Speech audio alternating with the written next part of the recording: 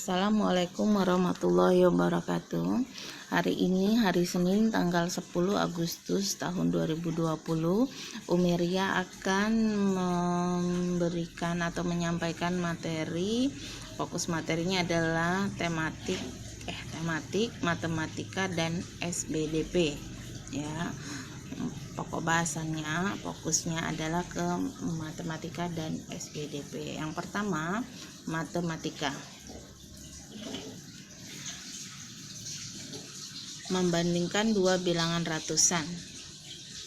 Cara membandingkan bilangan ratusan itu, yang pertama, bandingkan ratusannya terlebih dahulu. Nah, jika ada dua bilangan ratusan, kita akan membandingkannya.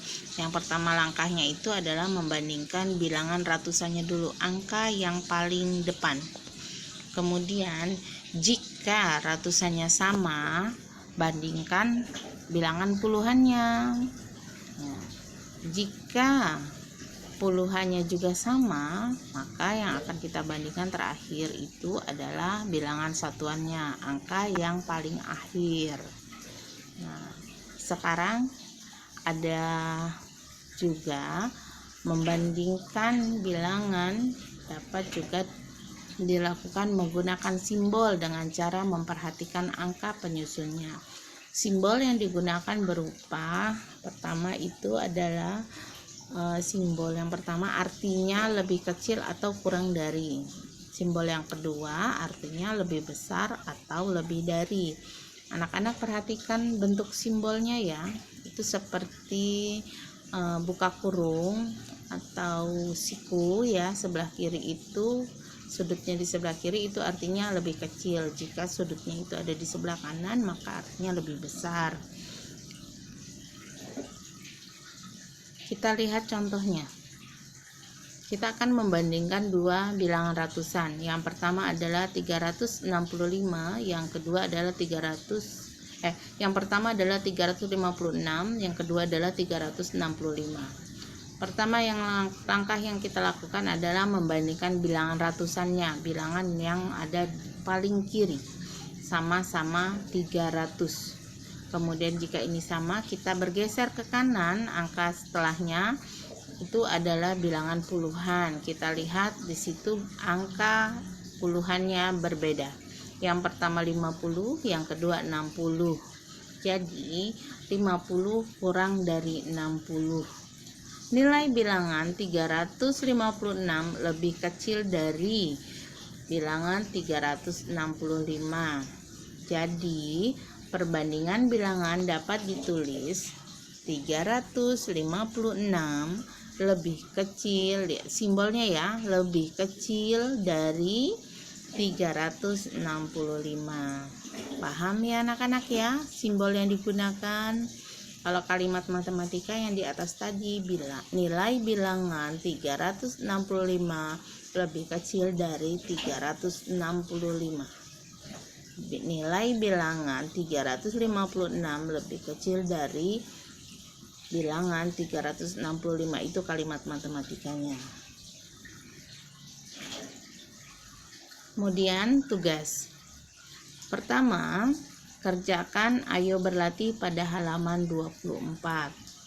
Kedua, kerjakan ayo berlatih pada halaman 29. Kerjakan tugas langsung di pulpena. Ya, tidak usah di buku tulisnya, langsung di pulpenanya ya sayang. Kemudian kita materi SBDP, kita akan berbicara mengenai tarian. 1. Menjelaskan gerakan keseharian dalam tari. Setiap hari kita pasti bergerak. Ya, kita akan bergerak terus karena kita makhluk hidup. Kita akan berhenti bergerak ketika kita istirahat atau tidur. Baik itu gerakannya, baik itu menggunakan kepala, tangan, atau kaki. Gerakan sehari-hari dapat ditiru hingga membentuk gerakan tari.